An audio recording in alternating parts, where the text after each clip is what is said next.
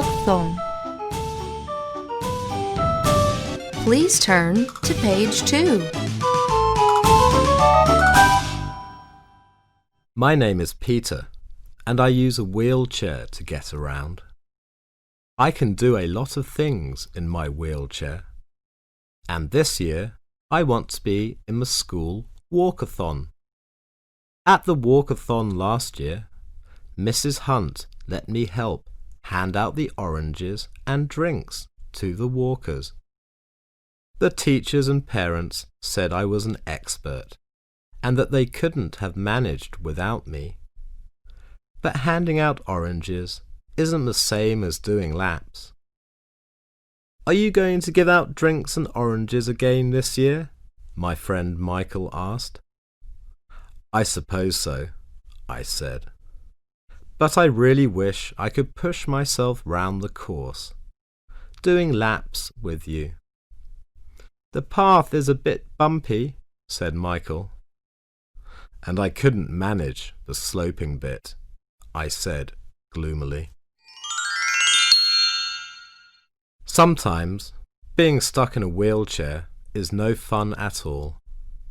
Other times it's not so bad. I'm really good at moving my wheels around. I can catch and throw, so Michael and I often play with a ball. Michael makes sure I'm not left out of things. If I get the mystery prize, said Michael, I'll share it with you. Mrs. Hunt has taught us for nearly 2 years, and last year she gave a mystery prize to the person in our class who walked the most laps. Olivia won it. What's the prize going to be this year? Michael asked Mrs. Hunt. Mrs. Hunt laughed. It's a mystery, she said. When you've won it, you'll know. There's no way I can possibly win it, I said to Michael. Peter really wants to go in the Walkathon this year, Michael told Mrs. Hunt. Mrs. Hunt looked at me. It's not a good course for a wheelchair, she said. Some of the ground is uneven, and the hilly part would be too difficult. I know, I said.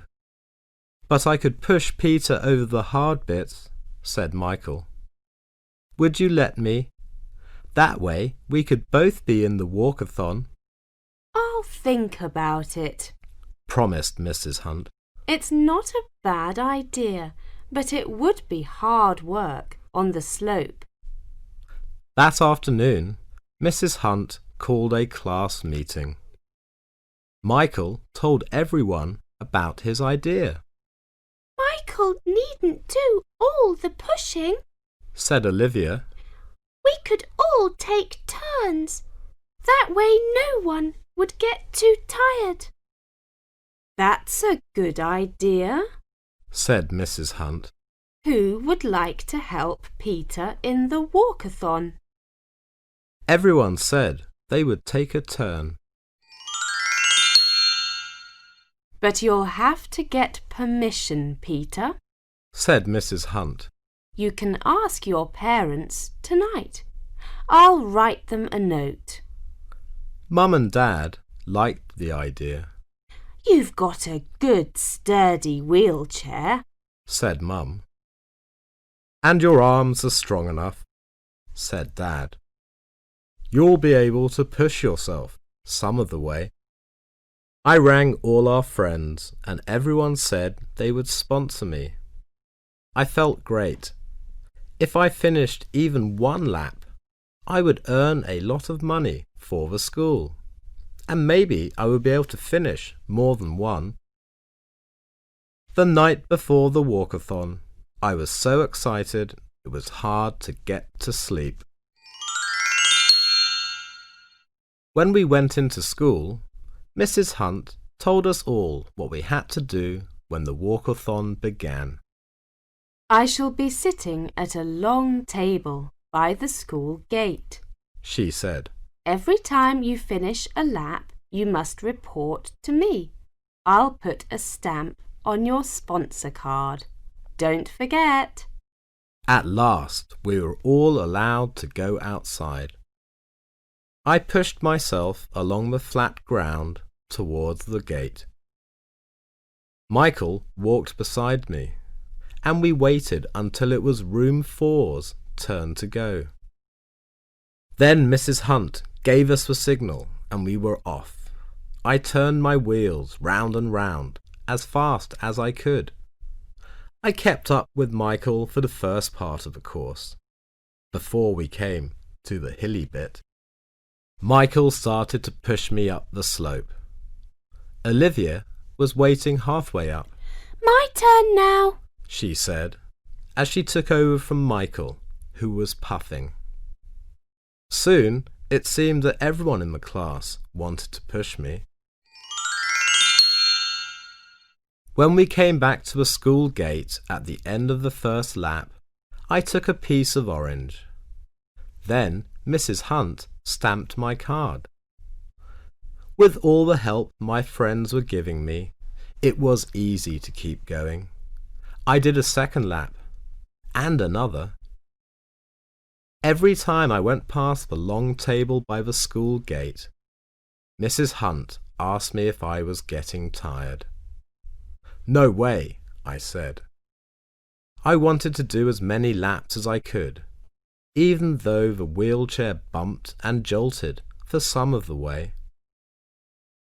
It was fun doing the walkathon with my friends, and I had a lot of stamps on my sponsor card. But I was tired by the end. It was good to get out of my chair and go to bed that night. The next day in class, Mrs. Hunt said, "It's time to announce the winner of the mystery prize for the walkathon. The person who did the most laps was Peter. Here's the mystery envelope," said Mrs. Hunt, handing it to me. "Good effort, Peter." Great, I thought. Thanks, Mrs. Hunt. I opened the envelope and pulled out a voucher. It came from a sports shop. I looked at all the things I had won and started to read aloud. 1 large rubber ball. 2 sets of jacks. Wow, I thought. Michael and I could have fun with those. The list went on. 2 yo-yos, 3 tennis balls, 1 Velcro ball and glove. But then I remembered that everyone in the class had helped me. If they hadn't slowed down and pushed me up the hilly bit, they might have done more laps themselves. Michael or Olivia might have won the prize if they hadn't kept stopping to help me. I told Mrs. Hunt that the whole class had helped me win. "So I want everyone to share the prize," I said. "Let's keep all the gear in our classroom. Then we can all have some fun." And that's what we did.